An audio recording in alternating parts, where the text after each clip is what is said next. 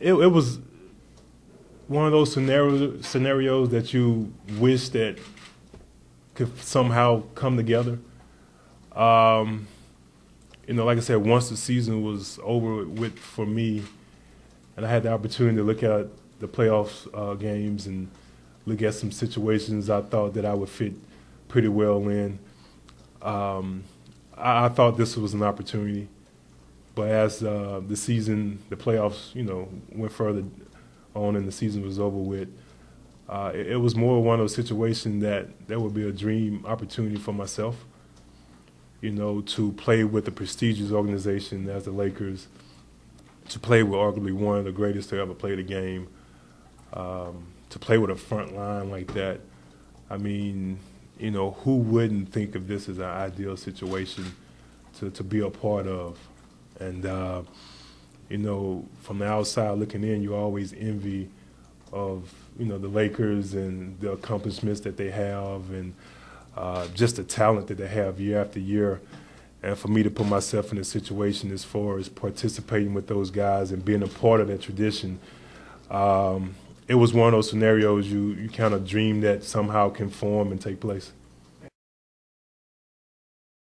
Just a short period of time we had in Cleveland, I mean, he expects so much out of you. Attention to detail is at an ultimate high. I've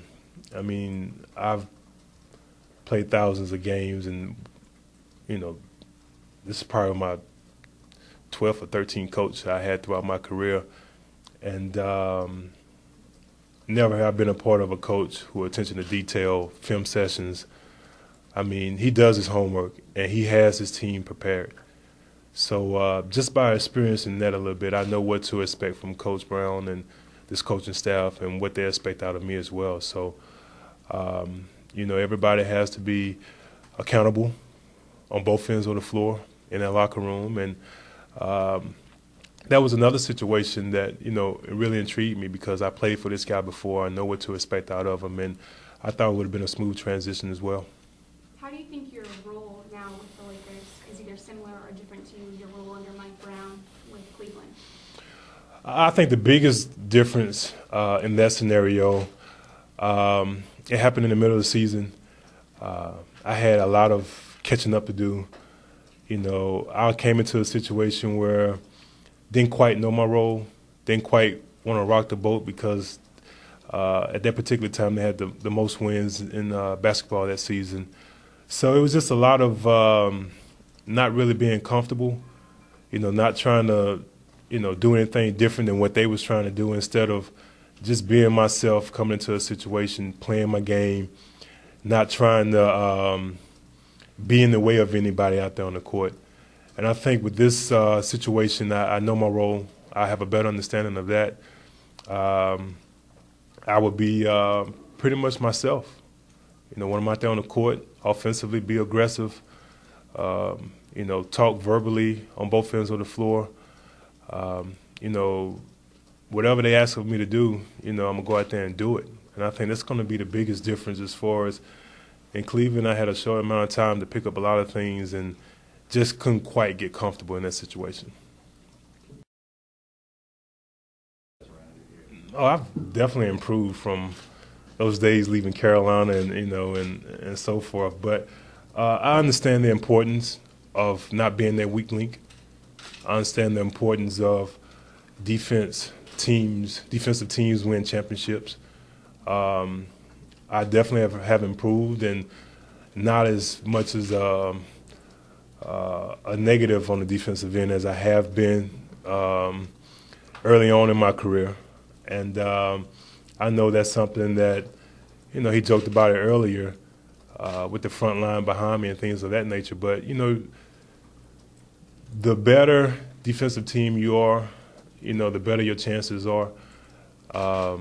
Not to knock any other organization that I've been a part of, but we haven't been that great of a defensive team. And I think as you get older, you understand the importance of it. You understand how to put yourself in better positions not to get blown by defensively or not be reliable, not reliable on the defensive end. But I tell you one thing, I'm going to work hard, and I'm going to give you my all. And, you won't be able to say, you know, he's the weak link to this defensive team or to this puzzle, whether it's offensively, defensively, in their locker room. I always find a way to get it done, and I expect the same thing when the season gets started this year as well. How much do you think it'll help you to be playing in what amounts to 82 important games where a team with the kind of aspirations you were talking about before?